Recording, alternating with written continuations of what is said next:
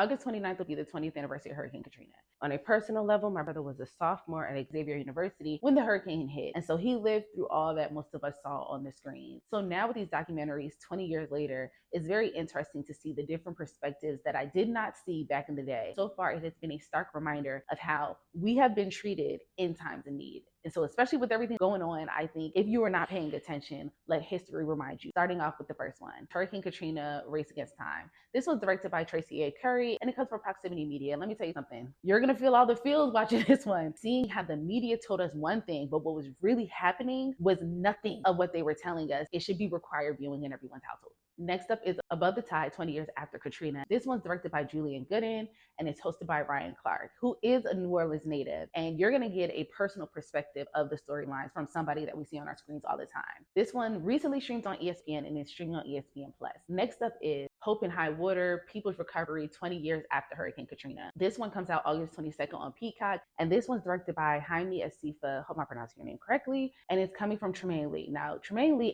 actually won a Pulitzer Prize as part of the team that covered Hurricane Katrina 20 years ago. From the trailer alone, you're listening to a girl give a poem as well as listening to the residents speak of that day 20 years prior. Also, the Weather Channel is going to be dropping their own documentary, Katrina 20, so on August 24th. Next up is Katrina Come Hell and High Water. This one's going to be on Netflix on August 27th. And I just want to note that this one's coming from the legendary Spike Lee. He has been doing the work to document Hurricane Katrina, the aftermath, what happened since it happened in 2005. He came out with When the Levees Broke in 2006, which is, if you have not seen, a very, very, very well put together documentary. He also came out with If God is Willing and the Creek Don't Rise, which came out, I want to say like 5 years after that. And this one comes from BET, 20 Summers, Rebuilding the Rhythm of New Orleans. This one's going to tell the resilience, personal testimonies of the people from New Orleans with a backdrop of music and poetry. You know, New Orleans is known for celebration, no matter what it is. So I think everyone is definitely giving their different perspective and different angle in New Orleans and Hurricane Katrina. And I think it's beautiful, it's educational, it's a must watch.